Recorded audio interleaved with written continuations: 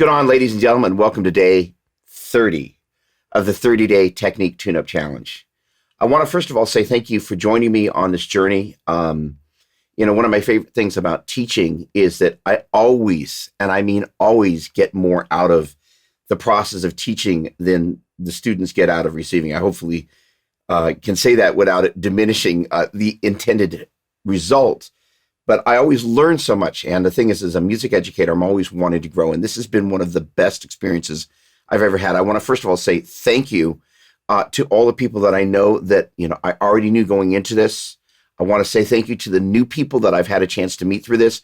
There have been some folks that I have not interacted with directly socially that kind of took the time out of their day to just kind of go, hey, this is how, this kind of impacted me as a guitar player. I can't tell you how much that means to me. Above all the things that I've probably done in my life, and there are lots of things that I love that I do, teaching is the most rewarding because you're getting a chance to kind of deposit something in somebody else that hopefully that they can then see come to fruition. That is just such a life-giving process. And to be able to do that in the midst of this, I had expectations going into this, and as always, they've been exceeded. So I just wanted to say thanks. So here's the deal. This last lesson, I wanted to do something that was going to magnify everything that we've done thus far.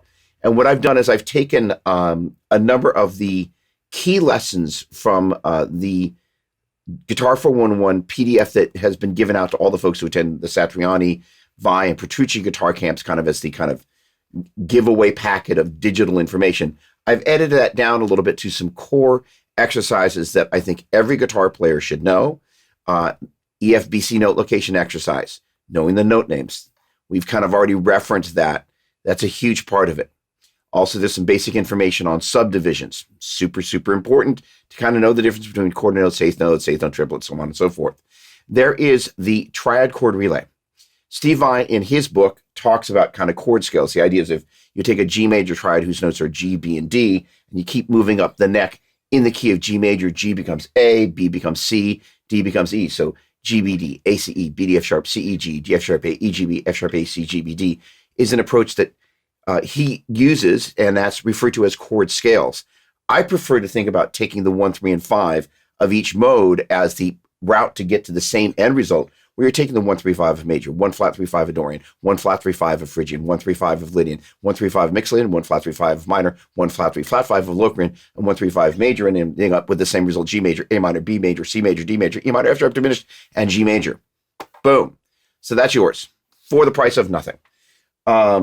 Then there is also the 7 chord relay. That's kind of basically just adding, instead of just 1, 3, and 5, we're adding the 7. And between the triads and the 7 chords, that's going to give you a great foundation of approaching a huge range of music. Now, on the scale front, all 5 patterns of the minor pentatonic scale, because you know what? Everybody should have those. And also the second finger root modes, those are the same fingerings that Joe gave me, as well as the 3 note per string modes. So the thing is that you're going to have a lot of stuff to work through. And I really wanted to just kind of give you this parting gift to just kind of go, hey, you know what?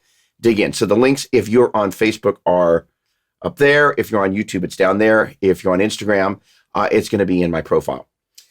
So here's the thing.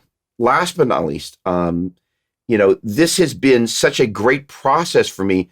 I've never endeavored to think, well, I'll put out a lick-driven kind of teaching curriculum, because I just couldn't envision it. I wasn't sure about the value, and I just felt like it would be somehow not enough. And so this has allowed me to rethink a number of different things.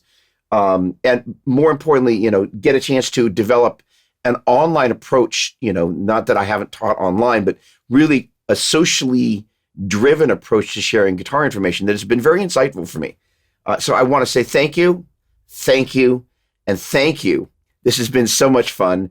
And, by the way, hey, got a special announcement. Obviously, some of you know this already, but on Thursday, November 5th, there's going to be a video that I had the privilege of playing on one of Joe Satriani's backing tracks from his Stripped x3 or Stripped X3. I don't even know how it's pronounced, but I just know it's Stripped X3. And it's me playing over If I Could Fly. And so that for me is really a highlight. In case you don't know, I studied with Joe for 3.5 years when I was pint size in high school. 15-and-a-half-year-old Doug Doppler showed up at Joe Satriani's doors like, show me something. And he was like, I got you covered, kid. Don't worry.